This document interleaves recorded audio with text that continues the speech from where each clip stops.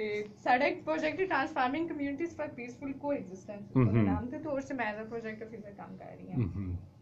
ਤੇ ਉਸ ਪ੍ਰੋਜੈਕਟ ਦੇ ਹਵਾਲੇ ਦੇ ਵਿੱਚ ਅਸੀਂ ਡਿਫਰੈਂਟ ਸਾਡੇ ਉਹਦੇ ਵਿੱਚ ਚੱਲ ਰਹੇ ਨੇ ਐਕਟੀਵਿਟੀਜ਼ ਚੱਲ ਰਹੀਆਂ ਨੇ ਤੇ ਮੇਨ ਮੇਰਾ ਜਿਹੜਾ ਇਹ ਏਜੰਡਾ ਪੁਆਇੰਟਸ ਜਿਹੜੇ ਨੇ ਉਹ ਤੁਹਾਡੇ ਨਾਲ ਸ਼ੇਅਰ ਕਰਦੀ ਸੀ ਨਾਲ ਕਿ ਅਸੀਂ ਉਹਦੇ ਵਿੱਚ ਸਭ ਨਾਲ ਪਹਿਲਾਂ ਗੱਲ ਕਰ ਰਹੇ ਹਾਂ ਕਿ ਅਸੀਂ ਇੱਕ ਪਾਲਿਸੀ ਬਰੀਫ ਵੀ ਬਣਾਇਆ ਜਿਹਨੂੰ ਅਸੀਂ ਪਿੱਛੇ ਡਿਸਕਸ ਵੀ ਕੀਤਾ ਸੀ ਰੇਡੀਓ ਪ੍ਰੋਗਰਾਮ ਦੇ ਵਿੱਚ ਕਿ ਅਸੀਂ 5% ਮਿਨੋਰਟੀ ਵਾਸਤੇ ਉਹਨਾਂ ਦੀ ਟੈਕਨੀਕਲ ਤੇ ਪ੍ਰੋਫੈਸ਼ਨਲ ਐਜੂਕੇਸ਼ਨ ਦੇ ਵਿੱਚ ਕੋਟਾ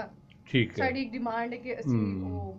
ਕਰੀਏ ਯਾਨੀ ਪਾਲਿਸੀ ਇੰਟਰਵੈਂਸ਼ਨ ਹੈ ਜੀ ਜੀ ਬਿਲਕੁਲ ਉਹਨਾਂ ਦੀ ਜਿਹੜੇ ਅਸੀਂ ਹੁਣ ਗੱਲ ਕਰ ਰਹੇ ਸਾਂ ਕਿ ਜਿਹੜਾ ਸਪੋਰਟਿੰਗ ਸਟਾਫ ਜਿਹੜਾ ਹੈ ਉਹਦੇ ਤੇ ਹੀ ਕਿਉਂ ਮਿਨੋਰਟੀਜ਼ ਦੀਆਂ ਹੁੰਦੀਆਂ ਨੇ ਭਰਤੀਆਂ ਤੇ ਜਿੰਨੀ ਦੇਰ ਤੱਕ ਉਹ ਪੜਨਗੇ ਨਹੀਂ ਮਤਲਬ ਤੁਸੀਂ ਇਹਦਾ ਮਤਲਬ ਮਿਨੋਰਟੀ ਦੇ ਹਵਾਲੇ ਨਾਲ ਕੰਮ ਵੀ ਕੀਤਾ ਹੈ ਸਿਰਫ ਕੰਟੇਨਰ ਤੋਂ ਤਕਰੀਰ ਨਹੀਂ ਕਰਦੇ ਬਿਲਕੁਲ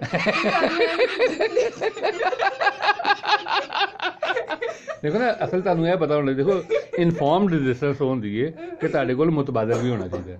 ਇਹ ਨਹੀਂ ਕਿ ਤੁਸੀਂ ਫਿਰ ਕੁਰਸੀ ਤੇ ਬਹਿ ਗਏ ਤੁਹਾਨੂੰ ਪਤਾ ਹੀ ਨਹੀਂ ਚੱਲ ਰਿਹਾ ਹੁਣ ਕਰਨਾ ਕੀ ਹੈ ਹਾਂਜੀ ਤੇ ਜਿੰਨੀ ਦੇਰ ਤੱਕ ਉਹਨਾਂ ਦੀ ਉਹ ਪੜ੍ਹਾਈ ਨਹੀਂ ਹੋਏਗੀ ਤੇ ਉਹ ਪੜਨਗੇ ਨਹੀਂ ਤੇ ਉਹ ਫਿਰ ਉਹਨਾਂ ਨਾਲ ਕੀ ਅੱਗੇ ਉਹਨਾਂ ਨੂੰ ਨੌਕਰੀਆਂ ਕਿਵੇਂ ਮਿਲਣਗੀਆਂ ਤੇ ਇੱਕ ਸੀ ਸਾਡੀ ਇੱਕ ਉਹ ਡਿਮਾਂਡ ਸੀ ਜਿਹੜੀ ਅਸੀਂ ਉਹਦੇ ਤੇ ਕੰਮ ਕਰ ਰਹੇ ਹਾਂ ਦੂਸਰਾ ਸਾਡਾ ਇਹ ਵੀ ਕਿ ਜਿਹੜੇ ਸਾਡੇ ਮਿਨੋਰਟੀਜ਼ ਹੀਰੋ ਨੇ ਤੇ ਉਹਨਾਂ ਦਾ ਸਿਲੇਬਸ ਜਿਹੜਾ ਸਾਡਾ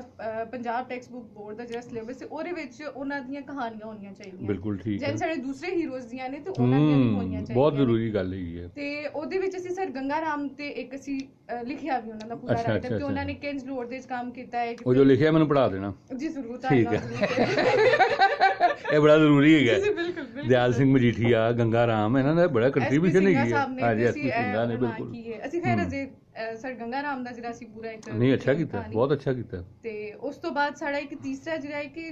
ਜਦੋਂ ਜਿਹੜੇ ਸਿਲੇਬਸ ਬਣਾਉਂਦੇ ਨੇ ਟੈਕਸਟ ਬੁੱਕ ਬੋਰਡ ਦੇ ਜਿਹੜੀਆਂ ਅਥਾਰਟੀਜ਼ ਨੇ ਜਦੋਂ ਸਿਲੇਬਸ ਬਣਾਉਂਦੀਆਂ ਨੇ ਉਹਦੀ ਕਮੇਟੀ ਜਿਹੜੀ ਹੈ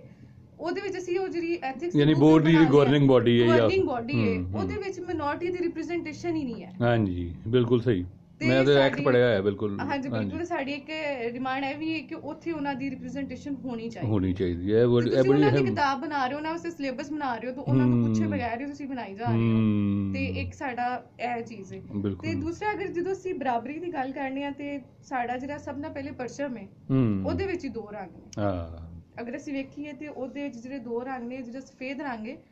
ਬਰਾਬਰੀ ਤੋਂ ਉੱਥੇ ਸ਼ੁਰੂ ਹੋ ਜਾਂਦਾ ਹਾਂ ਬਿਲਕੁਲ ਸਹੀ ਰਿਪਰੈਜ਼ੈਂਟੇਸ਼ਨ ਤੋਂ ਬਗੈਰ ਉਹ ਪਰਚਮ ਹੀ ਨਹੀਂ ਹੈਗਾ ਉਹ ਪਰਚਮ ਤੇ ਰਨਾਂਕੀ ਸਾਡੀ ਸਭ ਤੋਂ ਪਹਿਲਾਂ ਤੇ ਬਰਾਬਰੀ ਦੀ ਗੱਲ ਉੱਥੇ ਸ਼ੁਰੂ ਹੋ ਜਾਂਦੀ ਹੈ ਕਿ ਮਿਨੋਰਟੀ ਵਾਸਤੇ ਮੈਜੋਰਟੀ ਤੇ ਮਿਨੋਰਟੀ ਤੇ ਉਹਦੇ ਵਾਸਤੇ ਅਸੀਂ